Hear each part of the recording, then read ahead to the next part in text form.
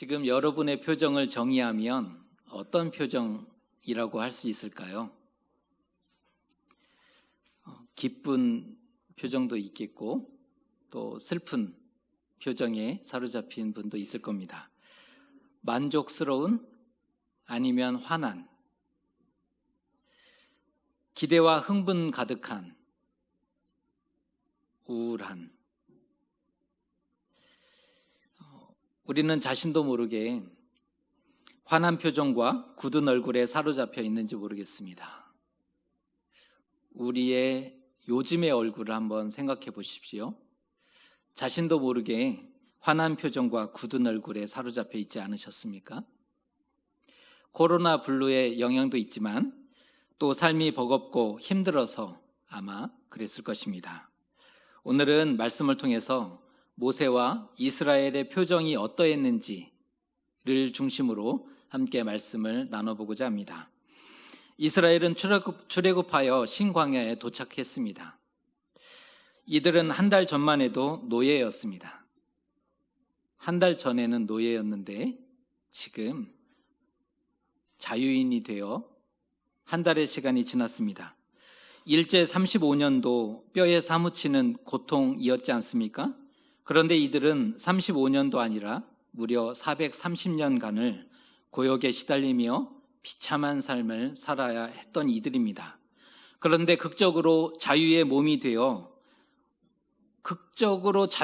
되었음이 이게 꿈인지 생신지 도무지 믿겨지지 않는 거예요. 한 달이 지났지만 이게 정말 꿈일까? 이게 정말 생신일까? 라는 마음이 있었던 겁니다. 아직도 심장이 두근두근하고 흥분이 가라앉지 않습니다. 당연히 기쁘고 만족스럽고 행복했겠죠. 어떻게 생각하십니까? 당연히 기쁘고 만족스럽고 행복해야 되지 않습니까? 그런데 아니더라는 겁니다. 오늘 이스라엘의 표정을 보면 딱 애굽에서 노역할 때 그 고통스러운 얼굴입니다. 오늘 말씀 2절의 말씀을 읽어드립니다. 이스라엘 자손 온 회중이 그 광야에서 모세와 아론을 원망하여, 온 회중이 모세와 아론을 원망하고 있습니다. 이유는 배고파 죽겠다는 겁니다. 먹을 것을 달라라는 요구입니다. 출애굽 한 달이 지나자 가지고 나온 반죽과 얼마 안 되던 곡물마저 다 먹어버렸습니다. 출애굽의 자유와 해방은 너무나 크고 좋았습니다. 그 어떤 민족에게도 주시지 않았던 크고 영광스럽고 귀한 것임이 분명했죠. 하지만 좋기는 한데 지금의 상황이 장난이 아닌 것입니다. 지금 당장 굶어 죽게 생겼기 때문입니다. 광야에서 대체 무엇을 먹고 입고 자고 생활할 수 있을까요? 성경에 나오는 광야는 사막의 다른 표현이죠. 사막에서 무엇을 먹을 것이며 마실 것이며 입을 것이며 잘 수 있으며 살아갈 수 있겠습니까? 출애굽이 너무나 급해서 거기까지는 생각 못한 것입니까? 이렇게 될 줄 몰랐다? 그러니까 출애굽이 그때는 너무나 급한 나머지 거기까지는 생각 못했다라는 말로 이해될 수 있을까요? 말이 안 되죠. 2박 3일 캠프도 아니고 광야로 나가고 먼 길을 떠나는데 가장 중요한 먹을 것을 준비해야죠. 나를 따르라. 목소리가 크고 능력 있다고 리더가 되는 게 아니지 않습니까? 생명과 안전을 지켜주는 자가 진정한 리더이죠. 적어도 출애굽에 성공하려면 철저히 준비했어야 한다는 것입니다. 지금 캠프 가는 것도 아니고 출애굽에 성공하려면 철저히 준비했어야 한다는 겁니다. 우리가 봐도 견적이 나오는데 그것도 모른단 말입니까? 그런 점에서 우리는 하나님보다 한 수 위입니다. 훨씬 나아요. 우리가 여행 갈 때도 필요한 짐이 얼마나 많습니까? 여행 가거나 캠프 갈 때 필요한 짐이 얼마나 많아요. 며칠 전부터 준비하지 않습니까? 바리바리 싸가서 맛있는 것도 많이 만들어 먹고 또 많은 식재료를 사용하지도 않은 채 그대로 가져오죠. 그뿐 아니라 옷도 매일 갈아입을 것처럼 옷장을 그대로 옮겨갔다가 대부분 잊지도 않고 그대로 고스란히 가져옵니다. 그만큼 준비성이 철저합니다. 우리는 그만큼 준비성이 철저해요. 나가면 불편할 거니까, 가져가지 않으면 다 사야 되니까 필요한 것들을 조목조목 준비해서 가져가는 거죠. 상식적으로 한번 생각해 보세요. 사막에는 물도 없고 농사가 안 됩니다. 물이 없어요. 또 농사 안 됩니다. 그러면 40년을 살아야 하는데 아무리 급해도 애굽에서 다 가져왔어야죠. 40년을 그 땅에서 살아야 되는데 아무리 급해도 애굽에서 가지고 나왔어야 되지 않습니까? 이스라엘은 애굽에 있을 때 40년치의 먹을 양식과 40년치의 먹을 물과 길에서 입을 옷과 거할 천막과 필요한 것들을 다 준비했어야 합니다. 7년 흉년을 위해서 7년을 준비했듯이 광야 40년을 위해서 40년쯤 부지런히 준비하면 되는 거 아니겠습니까? 단순 계산 한번 해볼까요? 하루치 양식에 대해서 성경은 만나 한 오멜이라고 소개합니다. 1인분 하루치 양식이 만나 한 오멜인데 자막으로 준비했습니다. 한 오멜, 한 되인데요. 2리터로 계산합니다. 이것을 보리로 계산하면 1.4kg. 1인분입니다. 1인분 하루에 양식이 1.4kg. 40년이면 20톤. 4인 가족 기준으로 80톤입니다. 짐을 운반하기 위해서 1톤짜리 술에 80대쯤 만들면 되는 거잖아요.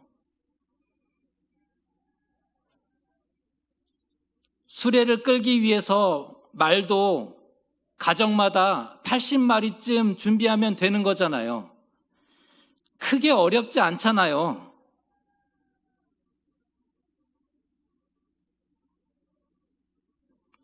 상식인데 그런데 아무것도 준비하지 않아요. 준비성도 하나 없고 완전 엉망입니다. 이게 무슨 계획이에요, 이게? 어이없지 않습니까? 어떻게 생각하세요?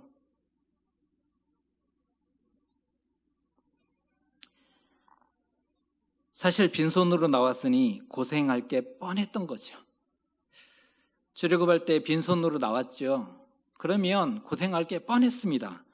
그럼에도 출애굽하며 어떤 마음이 더 컸을까요? 왜 출애굽하게 되었는가를 보면 나에게 자유를 달라, 아니면 죽음을 달라, 단 하루가 주어진다면 자유인으로 살겠다 하는 너나 할 것 없이 해방과 자유에 대한 그 갈망이 더 컸지 않습니까? 하루를 살더라도 자유인으로 살았으면 좋겠다라는 그 갈망, 그것이 출애굽으로 인도했습니다. 또 하나, 애굽의 열재앙을 내리고 기적을 행하셨던 하나님을 의존했던 마음, 그런 하나님이라면 어떻게 하시겠지? 애굽에 열재앙을 내렸어요. 그런 하나님이라면 어떻게든 하시겠지 하는 막연한 기대가 있었던 겁니다. 하지만 당장 먹을 게 떨어지고 냉혹한 현실에 직면하자 이스라엘의 표정은 심각해졌습니다. 그 이스라엘의 표정을 3절의 말씀에 나오는데요. 함께 읽어보겠습니다. 이스라엘 자손이 그들에게 이르되 우리가 애굽 땅에서 고기 가마 곁에 앉아 있던 때와 떡을 배불리 먹던 때에 여호와의 손에 죽었더라면 좋았을 것을 너희가 이 광야로 우리를 인도하여 내어 이 온 회중이 줄여 죽게 하는도다. 지금은 조금도 행복하지 않다는 겁니다. 이들의 표정은 지금 하나도 행복하지 않다, 이 얘기를 하고 있습니다. 슬프고 고통스럽고 세상 다 끝난 표정이죠. 이방인들이 뭐라고 하겠습니까? 지금 이렇게 이 꼴이 됐는데 이방인들이 뭐라고 하겠습니까? 출애굽은 했지만 인도할 능력이 없었으므로 광야에서 죽였다, 비웃을 것이 분명한 거죠. 이러려고 그 난리를 쳤고 힘겹게 출애굽한 건가? 결국은 광야에서 다 죽을 건데 그 난리를 쳐서 출애굽한 건가? 그 모든 화살을 모세에게 쏟아 부었습니다. 그 많은 화살을 맞은 모세의 표정 역시 슬프고 고통스럽고 당황스럽기는 마찬가지입니다. 지금 온 이스라엘은 다 우울해요. 다 절망입니다. 사막 한복판에서 어디서 양식을 얻을 것입니까? 200만 명은 고사하고 1인분도 불가하죠. 물 한 모금을 어디서 구하냐고요. 누가 봐도 여기가 끝이구나, 그런 진단을 내릴 수밖에 없습니다. 다 죽었어요. 미리 좀 준비했다면 좋았을 텐데.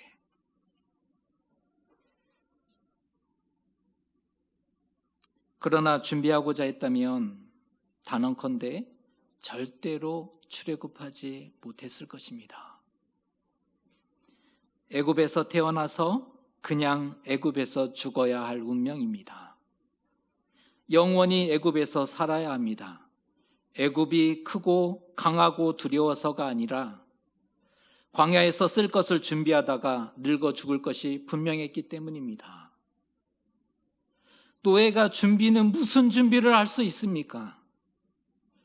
주어진 하루의 양식을 그저 먹고 살기에 바빴던 하루살이 인생인 그들이 준비는 무슨 준비를 할 수 있습니까? 아니, 준비했어도 그 많은 걸 옮기는 방법 어떻게? 여러분 가정에 1톤짜리가 80대쯤 있는 것입니까? 80대의 수레와 양 80마리? 준비를 했어도 옮길 방법이 없어요. 그리고 오래 보관할 수도 없습니다. 40년 보관한 양식을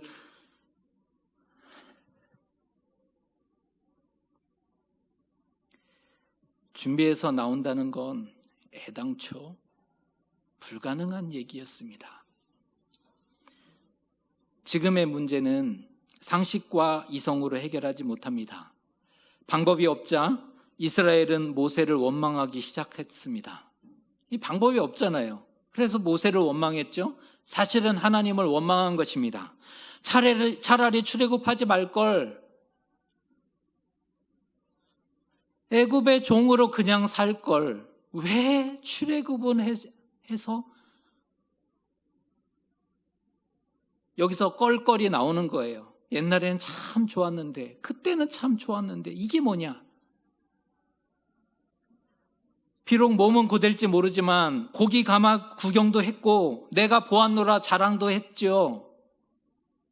오늘 말씀에 나올 때 고기를 먹었다가 아니잖아요. 그건 자기 게 아니에요. 주인이었던 애굽 사람 거지. 언제 애굽에 있을 때 고기를 마음껏 먹어본 적이 있었습니까? 가마를 구경을 한 거죠. 그리고 내가 그 많은 고기를 보았다 자랑도 했죠. 그리고 1년에 한두 번은 애굽의 신들을 향해 제사를 드릴 때 떡을 배불리 먹었던 적도 있었고요. 틀렸던 말은 아니죠. 사실이에요. 1년에 한두 번은 애굽의 축제가 있을 때 떡을 얻어먹었던 때가 있었거든요.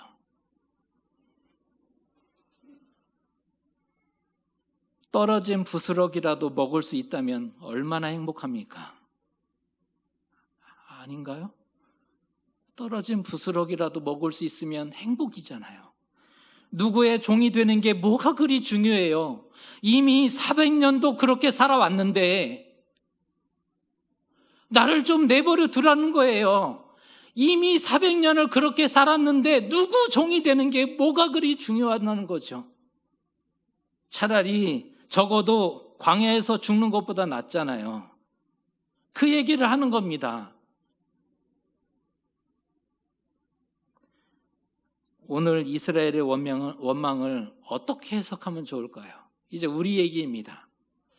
오늘 이스라엘의 원망 어떻게 해석할 수 있습니까? 원망했다는 것은 상식과 이성을 넘어선 일임을 인정했다는 것이고 포기 선언과 같습니다. 사람은 못한다는 뜻이죠. 적어도 오늘의 장면에서의 원망은 상식과 이성을 넘어선 것을 인정한다는 것이고 포기 선언입니다. 사람은 못한다라는 것이지요. 그런데 이스라엘이 포기하니까 하나님은 하나님의 방식으로 문제를 풀어 가셨다는 것입니다. 그 말씀이 4절의 말씀입니다. 그때 여호와께서 모세에게 이르시되 보라 내가 너희를 위하여 하늘에서 양식을 비같이 내리리니 백성이 나가서 일용할 것을 날마다 거둘 것이라. 하나님의 방식은 무엇이었습니까? 이스라엘을 위하여 양식을 하늘에서 비같이 내려주시는 방식이었습니다. 원망하고 불평하는 이스라엘을 위해서 일용할 양식을 매일 내려주시겠다는 겁니다. 사람이 할 수 없으니 하나님이 일용할 양식을 매일 하늘에서 내려주시겠다 합니다. 비록 불평했으나 차고 넘치게 부어주시고 있어요. 측량할 수 없는 은혜로 덮어버리신 거예요. 그 불평을 하나님 앞에 쏘아 올리니 하나님은 측량할 수 없는 은혜로 그 불평을 덮어버려 주셨다는 겁니다. 왜겠습니까? 상식과 이성을 넘어섰기 때문에 하나님이 먹이고 마시고 입히고 살게 하는 방법밖에 없지 않습니까? 사람이 할 수 없으니 이제 하나님이 먹이고 입히고 인도하는 방식밖에 없지 않습니까? 그 방식으로 하나님이 인도하시는 것입니다. 그래서 사람의 끝은 하나님의 시작이라고 말하는 것입니다. 사람이 끝이라고 인정할 때 하나님이 시작하십니다. 하나님은 상식과 이성을 넘어선 방식으로 자기 백성을 인도하셨습니다. 열재앙을 내리고 출애굽하게 하셨죠. 바다를 가르고 마른 땅을 걷게 했습니다. 누가 광야 끝에 갇혔는데 그 바다를 가르고 마른 땅을 걷게 할지 누가 알았겠습니까? 근데 하나님은 바다를 가르고 마른 땅을 걷게 했습니다. 쓴물을 만났습니다. 단물로 바꾸어 마시게 해주셨습니다. 또 하늘에서 양식을 비같이 내려주셨죠. 지금 당장은 눈에 보이지 않아요. 지금 당장은 손에 잡히는 것이 아무것도 없습니다. 보이지도 않고 잡히지 않습니다. 그러나 무려 40년을 먹이고 입히고 살게 해주셨습니다. 사람이 준비한 것보다 더 완벽했고 풍족했죠. 사람이 계획하고 준비한 것보다 더 완벽하고 풍족한 방식이었습니다. 우리 사람의 방식이 아닌 하나님의 방식을 의존하면 어떨까요?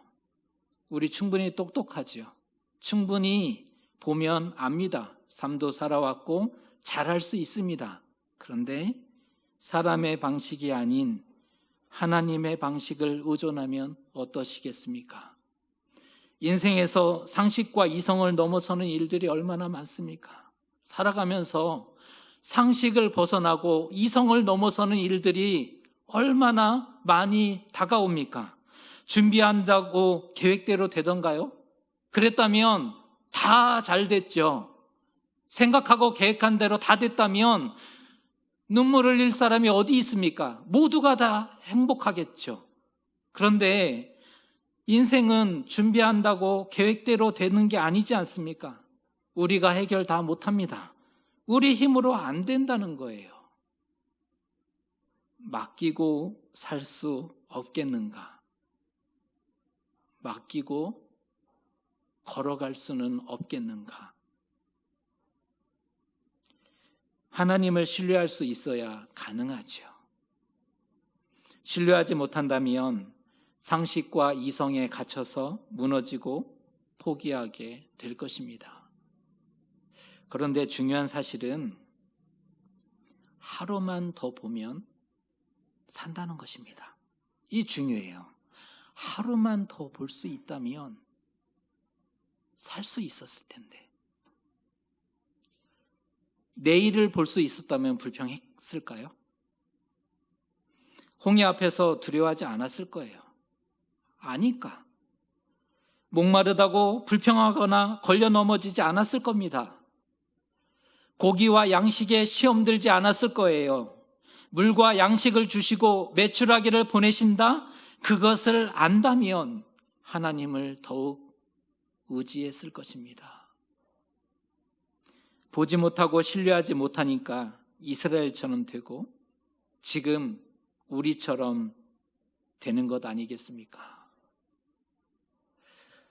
돌아보면 한 번만 참을 걸, 하루만 참을 걸 하는 일이 얼마나 많습니까? 우리 돌아보세요. 그때 하루만 더 참을 걸, 왜 마음 조급해서 그때 이런 일들이 얼마나 많습니까? 하나님을 신뢰하는가? 이 문제도 마찬가지입니다. 하루 차이입니다. 하나님을 신뢰하는가? 하루 차이입니다. 하루치 믿음만 있으면 되는 거예요. 하루만 더 믿으라. 하루만 더 하나님을 붙잡으라. 큰 믿음이 필요하지 않잖아요. 우리가 살아갈 인생, 그 살아갈 동안의 모든 믿음을 오늘 있어야 되는 것이 아닙니다. 우리는 오늘 하루만 견딜 수 있는 믿음만 있으면 오늘을 살아가는 거죠. 우리 삶에도 하나님의 도우심을 경험하게 될 것이고 우리의 삶은 기적이 될 것입니다. 왜냐하면 하나님이 바로 우리의 하나님이시기 때문입니다. 하루만 먼저 볼 수 있다면 그런 표정 짓지 않았을 텐데, 하루만 먼저 볼 수 있었다면 죽을 것 같이 답답해하지 않았을 텐데, 제발 그런 표정 짓지 마십시오. 그것은 누구나 할 수 있습니다. 그것은 누구나 할 수 있는 일입니다. 누구나 힘들면 불평하죠. 누구나 원망합니다. 누구나 저주하고 하늘을 향해 손가락질하고 돌을 던집니다. 하지만 그리스도인은 달라야 합니다. 힘들면 불평하는 자가 아니잖아요. 상식과 이성을 넘어설 때 비로소 믿음이 발휘되어야 하는 존재가 그리스도인입니다. 상식과 이성을 넘어설 때 그때 믿음이 발휘되어야 하는 거죠. 사람의 방식으로는 한계가 있습니다. 어차피 인생은 하나님이 도우셔야 되지 않습니까? 그거 우리를 인정하고 있잖아요. 어차피 인생은 하나님이 도우셔야 되는 거예요. 노력하지 않아서 그렇게 되었다고요? 우리는 노력했거든요. 성실하지 않아서 이렇게 됐다고요? 우리 얼마나 성실하게 살아왔습니까? 성실히 노력했지만 땀 흘렸지만, 수고했지만 안 되는 일들도 있어요. 우리 하나님이 도우셔야 하는 인생인 것을 적어도 이것은 인정하고 있지 않습니까? 그런데 내일을 알 수 없는 우리, 이게 문제입니다. 내일을 알면 그런 표정 짓지 않을 것이고 의지할 텐데 내일을 알지 못한다는 게 문제이죠. 내일을 알 수 없는 우리, 그러니 하루만 더 믿으라.